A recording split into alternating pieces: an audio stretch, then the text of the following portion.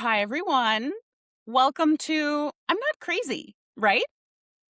I'm your host, Hillary Bautch, and this is the podcast for every 2 a.m. thought you've ever had that made you feel alone. Those intrusive thoughts and questions that all women ask themselves on occasion, even if your logical brain knows that they aren't true. When I was in fifth grade, we had one of those themed dress up days where everyone was supposed to come to school dressed as what they wanted to be when they grew up. And people came as doctors and pop stars and firefighters. I mean, you name it.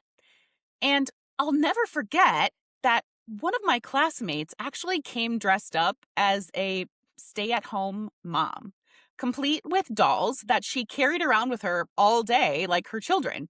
I'm pretty sure it was twins.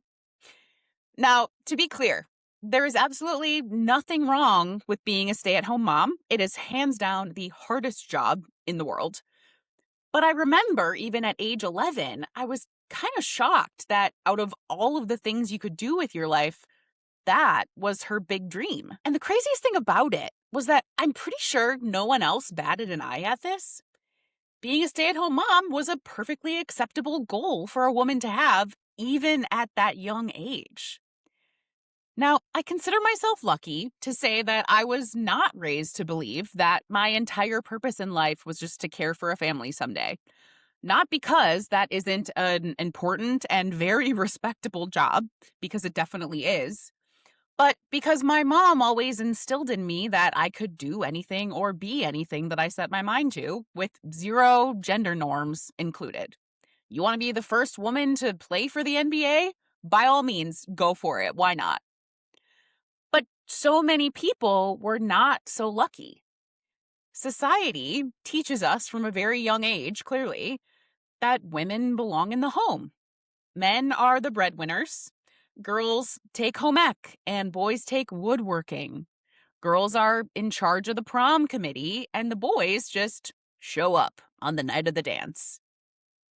And even though many of us were subject to the wave of girl boss feminism as we entered the real world, as I talked about in the June 4th episode of the podcast, that didn't stop society as a whole from continuing to try to put us in our place as the years went on.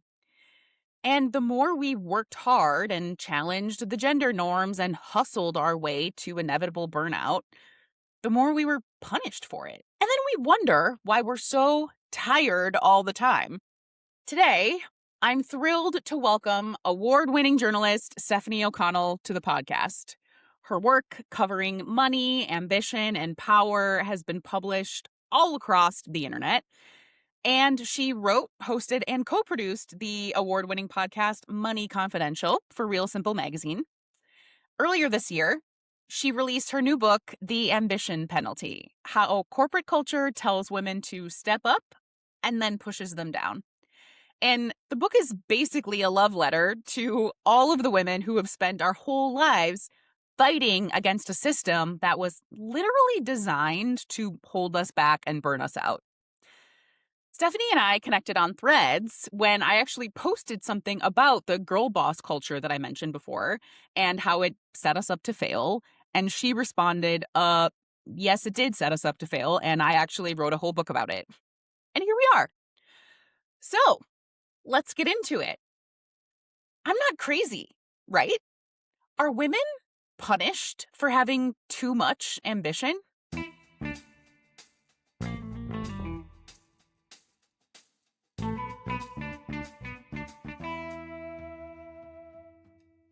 Stephanie, welcome to the podcast. Thank you. First of all, congratulations on the book. It's so incredible. I was highlighting things from the very first page. As you can see, I got a little bit carried away with my sticky notes. I love to see it. Love it. I think that's a good thing, right? Mm-hmm. So I want to talk a little bit about just first how you got to the point where you're writing an entire book about women's ambition. Do you remember a specific moment where you realized that you wanted to be the one to do this research and dive into this topic? I wish I could tell you that I was like sitting in a really fabulous place at a certain time of day and this wonderful spontaneous thing happened and I knew it just came to me in that moment, but it didn't. It was rather like a slow accumulation and a slow build over time. So I had been reporting on personal finance for years, and I started out really with more copywriting, basically like how to build a credit score, how to build your savings, how to budget. And then I got really tired of writing the same piece 50 times, and I wanted to understand more how people were experiencing the advice they were getting. So when you said, okay, how to negotiate your salary, well, what does that look like in practice? And how does following the best practices work or not work? Which is what I found increasingly as I reported, was that people who engaged in the exact same behaviors had very different outcomes, not based on their qualifications or their skills or their abilities or how they asked or when they asked or anything else, but rather because of their identity. And my focus really became how these things differ across gender identity, but of course there are many different factors at play here: racial identity, sexuality, class, ability. And so in this book, I really wanted to dive deeper into understanding those dynamics. And in terms of how that relates to ambition, I also understood that this wasn't just a conversation around trying to accumulate more money. It was about the nature of desire, ambition, wanting in and of itself, and how that is still so incredibly gendered. And it was particularly striking to me as someone who really grew up on this idea that women were not accessing equitable pay or power or leadership, basically because we were sold the story was that women weren't ambitious enough. They aren't confident. They're not assertive. They're not asking for more. I grew up in girl power era, followed by the girl boss era, followed by the lean in era. That was the narrative told over and over again. And yet in my reporting, I was seeing really the opposite, that women were being held back from opportunity, punished, penalized for being too ambitious. So I really understood that this was a much broader discussion around our misconceptions around women in work, but also our misconceptions around how the workplace works, how wanting works, how it differs across identity, and whose ambition we come to champion and support and whose we come to penalize, and the role that plays in maintaining inequality, even as more explicit barriers to women's participation fall away. Mm-hmm.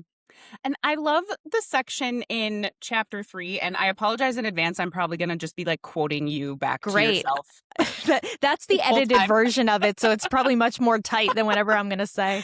I loved the part in chapter 3. That's the section's titled "The Tightrope of Impossible Double Standards." And I just want to read these little blurbs you have, because reading it, I was like, oh my God, I never thought about it like that. But it just like gets you heated, He's independent. What a go-getter. She's independent. How selfish. He's ambitious. That's just what we need. She's ambitious. Who does she think she is? He's assertive. What a great leader. She's assertive. What a bitch. Yeah, you change the pronoun in front of the word, it completely changes the connotation.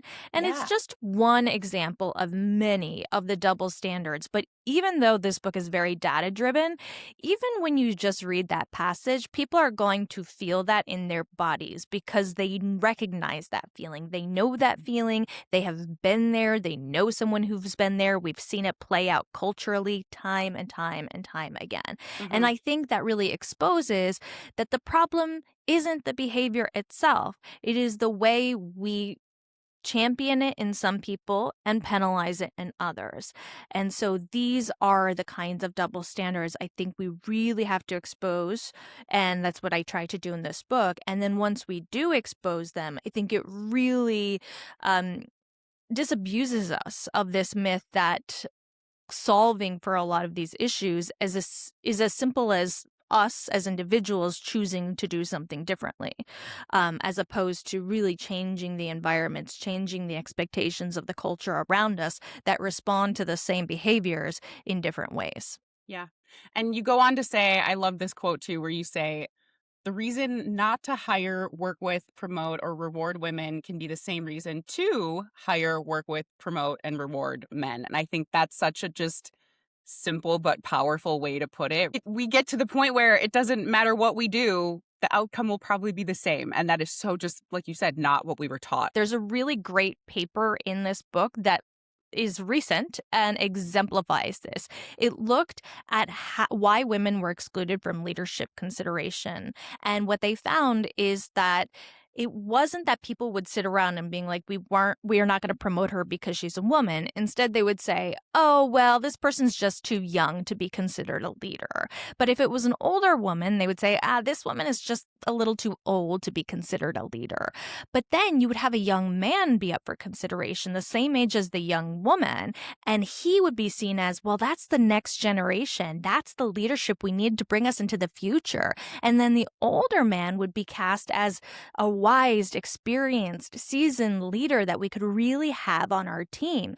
And so again, you see that exact pattern play out, not with people saying, okay, it's the gender is the reason for their exclusion, but rather these other identity characteristics that intersect with gender identity get weaponized against women through double standards that are not applied to their male peers. And in this paper, they found 30 different aspects of a woman's identity that was used against them in this way, from age to race to parental status to even physical attractiveness. Mm-hmm. I mean, yeah, even think about the president of the United States. How old is he? We can't even get a woman president, let alone if a woman was that old. Imagine what the conversation Right. would be. It should be considered too old, or, if she was younger, she'd be considered too young, or God forbid she would be a mother, or God forbid she would not be a mother, right? There's no Either way to win. I Mm-hmm. think the researchers of that paper wind up calling it you're never quite right bias. And they basically say these other explanations are really just like a red herring that are distracting from the actual thing driving the inequitable outcomes, which is gender bias. Yeah. So I want to talk a little bit about queen bee syndrome that you talk about in chapter 4. Queen bee syndrome, basically when women in positions of power are harder on other women, maybe because they feel like once they finally got a position like that, then they need to sort of be in the boys' club because they've risen in the ranks, so they need to act that way. I think one of the things that's interesting about queen bee syndrome and the research on it is that it shows that it's a rational response to what it does take to ascend into a lot of leadership positions when women are underrepresented so badly. Mm-hmm. And the fact is, women are underrepresented so badly. People really have misconceptions about how well women are represented. A lot of the data on women's labor force participation or their education really focuses on the entry level. And I think that really obscures how underrepresented women still remain, especially women of color in management and especially middle management and senior leadership. It is slim pickings. And when you have that kind of representation that is just token representation, so just one woman of color, maybe two, what it effectively does is reinforce a lot of those kind of patriarchal cultures and practices because, one, to ascend to those levels of leadership, women are expected to comply with that old boys club culture. And then the old boys club culture kind of denies that it even exists because they point to the woman and they say, look, we have a woman here. We can't be misogynistic. We can't be exclusionary. There's a woman in our leadership team.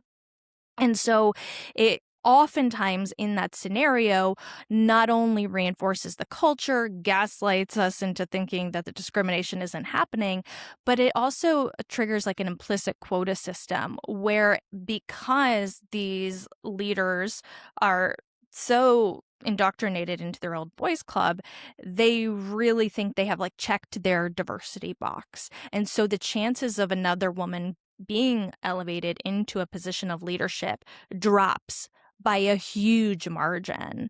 And I think that's one of the real challenges here is when women are so poorly underrepresented, it's so easy to sideline their voices. It's so easy to not include their perspectives. And so even if a woman is in a leadership position and trying to push back against that good old boys club culture, it is incredibly difficult to do so without buy-in from anyone else on the team. And that effectively makes it so that she can be cast as ineffective, not only among her peers in leadership, but also by everyone else at the organization, even by her subordinates. And we can say, look, we tried to have a woman in leadership and she didn't help us anymore either, even as she was never really empowered to do so.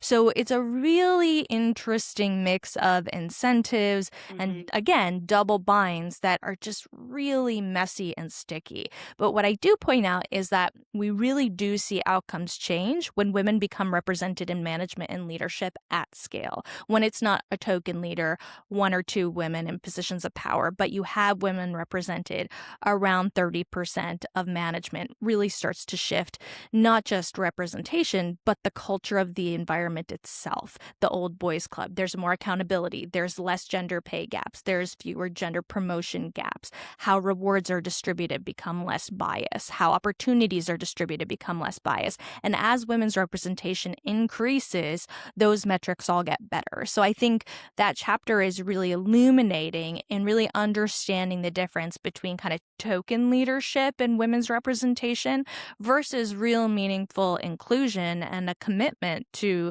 really not understanding diversity or equity as a kind of box you check or something that looks a certain way, but is something that's meaningfully practiced on a day-to-day basis. I loved what you said. I don't remember if it was in that chapter or later, but when you were talking about different comments that you get online from people, and the one which I was like laughing and crying at the same time because we've all seen so many comments like that, and the one that was like, oh, well, what do you mean there are no successful women? What about Oprah? Like, that's always such an argument of, right, there's Right. The gender and racial pay gap can't be real because Oprah, right? Yeah, just you're right. Sorry, excuse me. bananas. Sorry.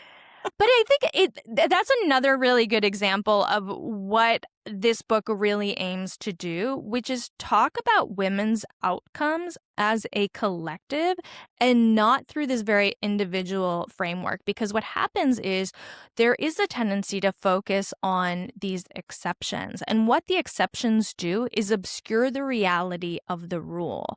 And often the exceptions are exceptions not because the culture is better, but as we were saying before, like there is a necessary willingness in many cases to kind of reinforce the systems that exclude and put down other women. And so I say that this is a book not about how a woman gets ahead. This is a book about how women as a social class and all of the diversity that entails, how do they get ahead? Because I think what this research really illuminates is that it doesn't necessarily serve me if just you get ahead for yourself. In fact, it might hurt me if it means that you have to ignore the fact that your colleague is a harasser and abuser and consistently engaging in bias. Like we have examples of this playing out in pop culture, in politics on a daily basis these days. And so I think it's really important that I am not trying to create like an individual survival guide. I am trying to give us a framework for raising the floor for all women so that then we can go from there collectively higher and go higher, yes, as individuals as well, but not through this old framework of like, okay, whatever you need to do to get as high as possible, no matter what it costs women as a whole, is okay, because I don't think it is. And that leads perfectly into my next point, which was going to be, I feel like the girl boss culture, hustle culture was exactly that. It was It very was. individualized. In chapter 5, you talk about, well, you kind of talk about it throughout the book, but chapter 5 specifically, you talk a lot about hustle culture. Studies have shown that women can do the same quality of work in 40 hours that a man does in 60, but then the man is the one who will get recognized for it. You wrote, While men's overwork was seen as a sign of commitment to their careers, women's overwork was likely to be seen as a sign of lower competence, with women being seen as needing more hours to get the job done. And then you later say, I love this quote, I like underlined, starred. You can't out hustle inequality when the rewards for the same behaviors change across identity. Yeah. Yeah, I mean, it's just there we are so indoctrinated into this culture of hustle, of individual effort equals your rewards, of pull yourself up by your bootstraps. And then you look at this data and you're like, "Oh, women are having to prove themselves already over and above any standard that is set for their male peers, having to navigate these impossible double binds, amplified for women at the intersection of multiple marginalized identities. And if they spend too long doing all of that, are also more likely to be judged. And as I'm sure we'll dig into later, being saddled with even more of all of this unsustainable workload in the home as well. And then we act like our burnout is some kind of personal problem. No, it is purposefully manufactured and engineered by a system that is working to exclude women and then trying to get us to believe that maybe we weren't ambitious enough after all. hmm And I thought it was so interesting that you mentioned in the book that this kind of self help empowerment that many of us were exposed to and taught can actually make some women more likely to tolerate gender inequality. Can you talk a little bit about that? Why is that? Yeah, this was one of the most fascinating papers I came across while I was writing the book. So it's actually not even just one paper, it's a growing body of research that finds that the more women are primed with the belief that it's their individual actions that shape their outcomes, like and this idea that, the reason you're not getting ahead is because you're not confident enough or you're not asking for more. Really, again, framing the problem as internal and individual to women instead of as a result of the system around them. First of all, it makes them less likely to perceive gender inequality in the first place. And it makes them more likely to kind of buy into these individualistic solutions that don't actually work to meaningfully change women's outcomes. And even more importantly, it undermines support for policy change and collective action that is proven to improve women's outcomes and to rectify inequalities. Another really fascinating paper on negotiation specifically looks at this idea that women don't negotiate, which is very still pervasive in spite of all of the data to the contrary. And people who believed that women were underpaid because they didn't negotiate in spite of the evidence showing the opposite were also less likely to increase their gender stereotyping that drives gender discrimination in the first place, and they were less likely to support policies that, again, reduce pay inequality, so pay equity policies or pay transparency policies.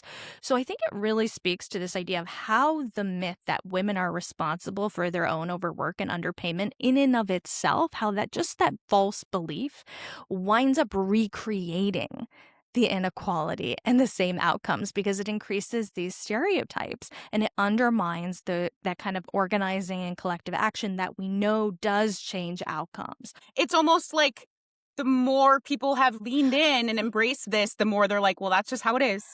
Yeah, and it's these are part of broader psychological biases. Like it's like a just world fallacy. People need to make the world make sense to them, and it's really hard to accept how inequitable things are and how unfair inequity is. And so people come up with ways of justifying it, even if it ultimately hurts them. And we see that kind of rationalization play out, not just across gender identity, but racial identity, other forms of marginalized groups. And I think what I write about later in the book is I think it allows us to hold on to this idea of agency. Because if you can continue to uphold the belief that there is some kind of magical thing you can do to unlock this decades-long history of women's underpayment and subjugation, then you can always kind of be on that self-improvement train. And I'm not against, trying to do things better, trying to learn. I'm not against trying to negotiate.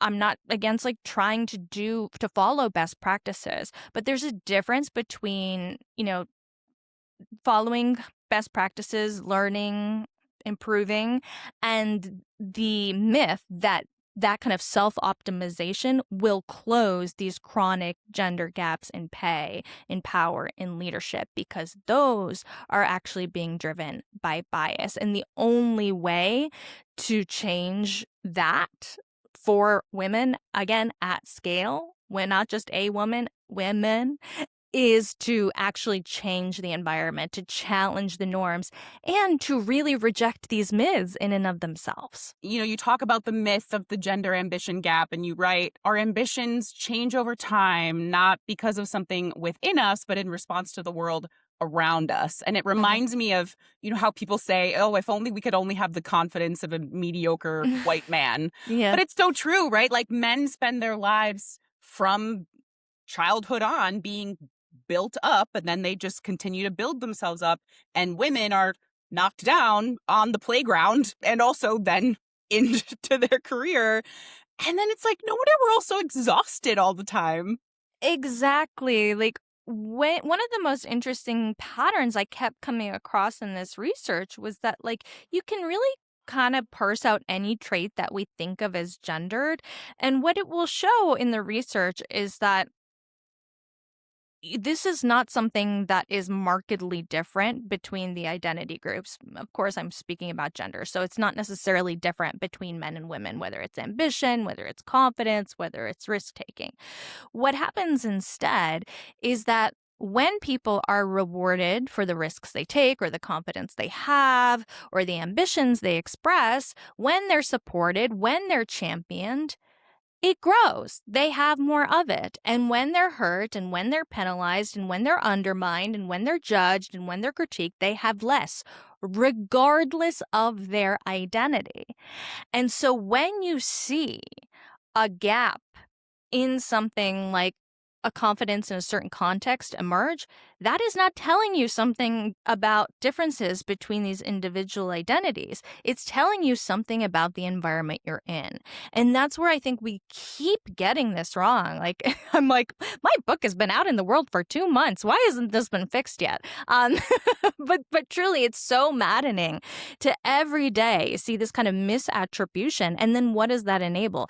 Whether it's in the home, whether it's in the workplace, whether it's in the local community or in the broader country or culture, they take no accountability for the ways in which they're treating people differently.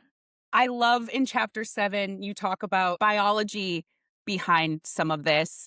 And you write about, studies have found that, as you said, gender has really no effect on cognitive skills and self-esteem and communication and moral reasoning and all of that. Many things that are considered things that leaders in the workplace need. The biology of men and women for these traits are the same. And I was truly laughing out loud at a couple of these lines that you have in this section. Having a uterus doesn't make you innately more emotional any more than having testicles means you're incapable of remembering the names of your kids' teachers. Testosterone doesn't selectively enable competence at work and incompetence at home any more than estrogen makes you good at doing your makeup. Yeah. I mean, Mic drop. I think it just, the point is to expose how absurd and arbitrary these claims that we take seriously are. Right. Right. And it's always, the biology arguments are always so convenient. It's always biological in one context and then not the other. So like women are great at multitasking naturally, right? That's the argument. And therefore it's used to justify why they should manage so much household labor and mental load and childcare. But it's not used to argue for the fact that, well, if men can't multitask, maybe they shouldn't be CEOs, right? Yeah. It's the just logic of convenience, I think, really exposes how these arguments aren't grounded in biology or science. They're arguments that are really grounded in a hierarchy of male supremacy. Mm-hmm.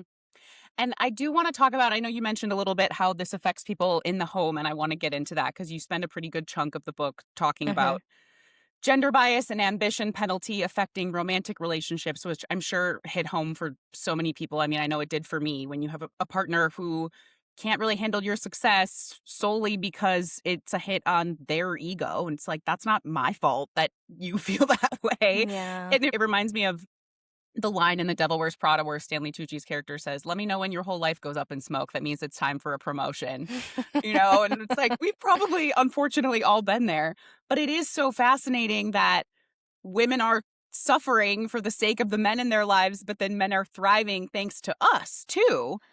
And I love the Yes. line, being married to a woman has also been shown to improve men's health outcomes, lifespans, and happiness.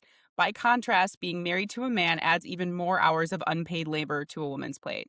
Yeah. It's a pretty bad value proposition if you just look at it in terms of the numbers. And I do think it's important to be more honest about them. I think we have really romanticized what is statistically kind of kind of the exploitation of women, kind of the gaslighting and manipulation of them, the punishment of their successes. One of the wildest stats I came across was that women who are financial breadwinners in their heterosexual relationships were more likely to be cheated on by male partners, to experience emotional abuse from male partners, and to experience physical violence from male partners.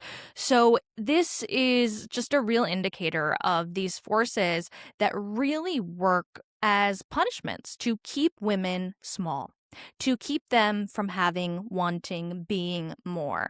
And there is nothing that I think we should be comfortable with romanticizing about that. Now, I want to be clear, this isn't true for all relationships, but I think the household labor information specifically is pretty damning in that it is characteristic. When you talk about women doing twice as much childcare or household labor relative to their husbands, and how men are literally profiting off of that because women's household labor underpins their men's earning power, like that is kind of diabolical when you think about the ways in which kind of we talk about what women are entitled to or not entitled to because they may not make as much money in the household, and then when they do make more money, then they're punished with this greater infidelity and abuse. I am really, really shocked on a daily basis still to this day, the more I report on the scale of inequality and exploitation in heterosexual relationships, and the way that it's just kind of been normalized and romanticized and just taught to us as the way things are. I think, of course, in recent years, there has been more pushback on this. There have been more women sharing their own stories. When I started, even a couple years ago, collecting stories for this book, I had literally never heard some of these dynamics at play. And now I see them at least once a day when I'm on the internet and on social Mhm. media. So I do think that is a really, really positive change. And I do think it is so important for women to be building solidarity and community with one another in both their personal lives and their professional lives, because across the board we see that improves women's outcomes, it improves their well-being, it improves their options, it improves their finances, it improves so much. So I definitely think this orientation into community is a huge focus for me. The statistic you include in here that women working the second shift when they get home and the cooking and the cleaning and all of that stuff adds up to an extra month of quote unquote vacation time for men in these relationships. An extra month is absolutely insane. Well, it's particularly maddening in the context of a culture that tells women they're underpaid because they don't work as much. I'm sorry. If women don't work as much, how do they have so much less access to leisure than their male peers? Like, man, the way we have been collectively manipulated into thinking women deserve they should be overworked and underpaid is probably what really motivated me to write this book, and to just show that, like, again, there is this very selective way rhetoric is employed to suggest that work is only work that is paid, even as men's paid work is really being underpinned by access to women's unpaid labor. In many cases, another fascinating stat is that a lot of the gender pay gap is driven by married men, single men relative to married men.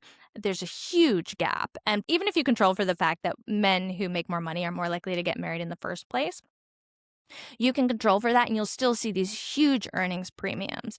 And you just don't see the reverse for women. And so you just have this dynamic where women's labor is effectively being channeled into supporting not only men's greater career growth and professional opportunity, but also their access to personal leisure. And then meanwhile, we have all these like discussions about work-life balance and having it all and how that's so impossible for women. Meanwhile, men have hundreds of extra hours of leisure every single year relative to women, and they haven't had to give up any of their professional power to access it. So I just completely, it makes my skin crawl to hear these conversations not reframed within that actual context. Yeah, it's absolutely mind-blowing. I couldn't believe some of the numbers in here, and it's more people need to know about it, first of all. So thank you for writing about this, and I hope everyone reads it because no matter who you are, it's just fascinating, and hopefully continuing that conversation will help with that. Um, I also loved the point you made about women kind of feeling the need to take responsibility for everything in a relationship, and that can add to a lot of this too. I mean, I know I've gotten into the cycle in the past where I'm always like, what else could I be doing? What more could I be doing for the relationship? When in reality, I was probably already doing, 100% of the heavy lifting in the relationship, and the other person's just unbothered. And it's so interesting that this is why some women end up bending in ways in their personal lives, professional lives, because we're kind of taught that we should be the ones to fix things rather than just let it die or do something about it. We're like, oh, you have to be the one to stick it out. You have to be the one to fix all these problems. And it's insane. Yeah, I do find a lot of the discussion around people responding to women who like don't assert really clear boundaries in relationships as being like, well, what's wrong with this woman? Why is she accepting or tolerating this behavior? And I'm just like, wait a minute.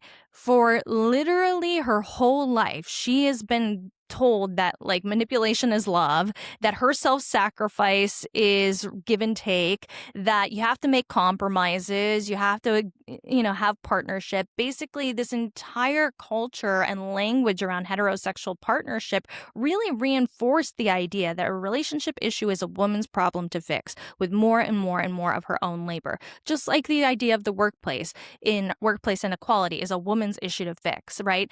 And then we want to be out here judging women for men's bad behavior and tolerating it, even as basically that's the exact system we have set women up to accept.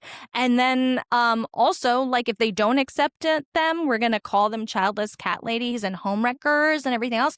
And so, like, this is not me endorsing women staying in bad relationships. In fact, very much the opposite. But I just want to say I have a lot of empathy. Like, this is hard. This is a lot to deconstruct. There's so much happening at play. There is both the interpersonal dynamic and the cultural dynamic and the political dynamic, and all of that is affecting our relationships. I know we like to think of our relationships as these like very unique, very individual, very personal things. But at the end of the day, I think heterosexual relationships are really best understood as institutions shaped by expectations, like everything else, about how men should be and how women should be. And that is where they break down. It is not often in the relationship between the two people. It is in those two people's relationship to the institution and how those people's beliefs about that institution, where men are often thinking, well, if I make money, that entitles me to all of women's unpaid labor and sacrifice. And women are coming in thinking, I'm going to have an equal partner who shares with me. And then really being completely misaligned because, like, we're not talking about this as institutional. We're talking about it as personal. And I think talking about it as institutional is a way to open up that conversation more effectively, because it gets us out of this pitting of like you versus me or guy versus girl versus like, oh, how are these ideals of what heterosexual relationships should be and how they should function hurting all of us? Hmm. And I was so glad that you included the section where you talk about the anti-ambition movement. And you say, Yeah. you know, that's the whole point. Society wants to make women's ambitions so unsustainable and out of reach and unsupported that it feels like stepping away from all the hopes and dreams that we had when we were younger is kind of the only option. And then it makes it feel like it's a relief to do that. And Hmm. we start to believe, right, that that ambition we had this whole time was the problem and not the system setting us up to fail to begin with. 100%. When I started writing this, it really started in that vein of kind of looking at the research to kind of debunk a lot of the myths we'd grown up with in terms of girl boss, in terms of lean in terms of this individualistic corporate style of feminism. As I was writing, we really saw the huge rise in kind of anti-ambition sentiments. And I think, in the pandemic, like 2022, we saw like the quiet quitting discourse bubbling up. We saw people like having a little bit more labor power and feeling like they could walk away or reshape their jobs or utilize flexibility they had access to. But then there was this really pernicious undercurrent that wasn't just about kind of questioning unsustainable systems of work, but was incredibly gendered. And this is where you got the rise of things like the tradwife, where it wasn't just, it was positioning itself as this kind of like empowering rejection of hustle culture and capitalism and all of the things that's wrong with modern work. But it only really focused on women not even stepping away from work, but payment for their work, because in fact the lifestyle that tradwives glamorize is incredibly labor intensive, and the job tradwives partake in is a job, and often a very lucrative one, of creating content convincing other women trying to give up their financial power and autonomy. And so I thought, oh, wow. We've kind of made an arc on my journey of researching this book to like, well, you were not ambitious enough. And now the story being sold to women is that you're too ambitious. But in the end, I think it's really funny how much this girl boss versus tradwife ideology is so similar. Because at the end of the day, the visions of how you get there might be different, but they're both basically selling you this flawed formula that if you could just self-optimize yourself enough, if you just had enough confidence, ambition, drive, if you're a girl boss, or if you just leaned into your femininity or your submissiveness enough, well, then you could unlock everything you've ever wanted, and peace and security and ease or opportunity, whatever it is. And both of those formulas are the same. They basically tell women that they are their greatest obstacles to what they want. And it's funny because the research shows that that's not the case at all. And getting women to double down on that belief doesn't do anything to improve their outcomes, but it does increase their burnout, not rectify it. Have you read Yesteryear? I haven't. I kept thinking, I was like, oh, I wish that that book had already been out when your book had come out, because there's such a good juxtaposition. But it is such a good point, right? That, I mean, you see that in that book, how it looks like everything is so glamorous and you're, living off of the land and doing all of these things for yourself. But in reality, she has an entire staff of people behind the scenes that no one on social media ever sees. And it looks like you have this whole perfect life, but you're actually, I mean, you say it in the book that the tradwife kind of lifestyle embodies the capitalism that they supposedly reject on the surface. Totally. It's a money machine. Hmm. Also, like, you don't get to spend half a day baking bread unless all of your other needs are taken care of. And the way you get access to that kind of time is money. Money. Yeah. Right? So it's just like I can't believe we're saying that this is somehow the epitome of anti-capitalism or anti-hustle culture. I mean, this is just a glamorization of labor, but not women not being paid for it. And so I think it's really important that we be clear in the way we talk about these things. And this is not me being against yeah, women engaging in something like baking bread. I have no problem with that at all. I don't think that's disempowering in any way, right? But the idea that women who like to bake bread should explicitly not be engaged in the paid labor force, and moralizing this kind of gender division of labor and gender division of power is what those accounts are really working to do. And I always say the real tell is that at the end of the day, they're not promoting universal basic income or health care or other things that would actually enable more people to occupy those roles and more people to access the safety and security and money they need to live more freely or without the constraints of capitalism. No, they're actually doubling down on capitalism, and they're advocating for a gender division of labor and power. They don't want a social safety net because it would enable more men to engage in that labor too, and they are explicitly against that. Hmm.